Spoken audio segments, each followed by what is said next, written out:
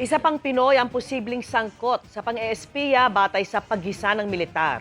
3 Pilipino ang naunang nabistong nagbibigay ng confidential information sa China. At nakatutok si Chino Gaston.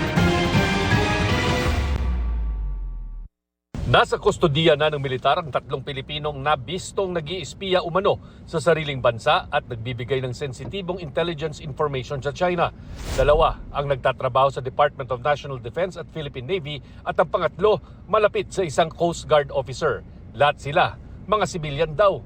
Pero merong pang-4 na sinubukan daw i-recruit na isang opisyal ng Philippine Navy pero hindi raw siya nakuha ng foreign handler. The 4th was approached by a foreign entity, but he was wise enough to see some patterns and he did not agree to work for this foreign entity. Also with the Philippine Navy, a Philippine Navy officer. Officer?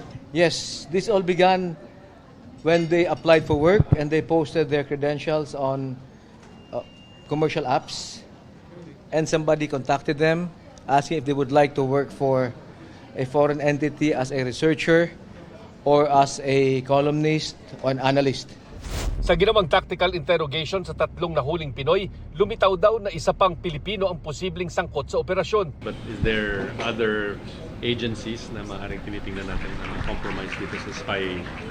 Well, we cannot divulge the efforts that we are undertaking now.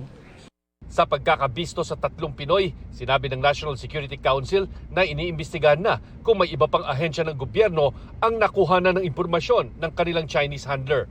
Aabot daw sa 100,000 piso ang bayad sa mga article, analysis at dokumentong ipinapasa ng 3 sa kanilang handler na nagpapanggap o manong British o Australiano. They were asked to photograph any document lying around. They were asked to forward emails if they had access to emails. They were asked information that would compromise ongoing operation of the AFP and the Philippine Coast Guard. Naniniwala ang PCG na ang mga impormasyong ipinasa ang posibleng dahilan kung bakit alam ng China kung saan at kailan ang layag ng mga barko sa West Philippine Sea. Tanda raw ito na gagawin ng China ang lahat para pahinain ang posisyon ng Pilipinas.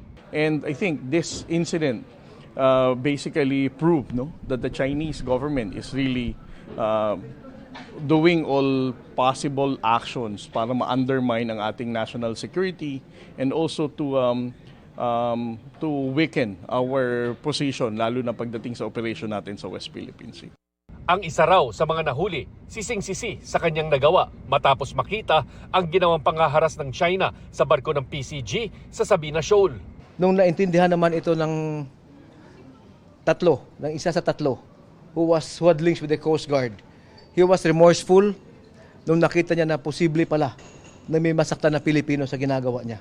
Sa isang pahayag ngayon, kinundena ng tagapagsalita ng Chinese Embassy sa Manila ang anilay irresponsable at malisyosong mga pahayag ng mga ahensya ng Pilipinas tungkol sa umano'y espiya ng China.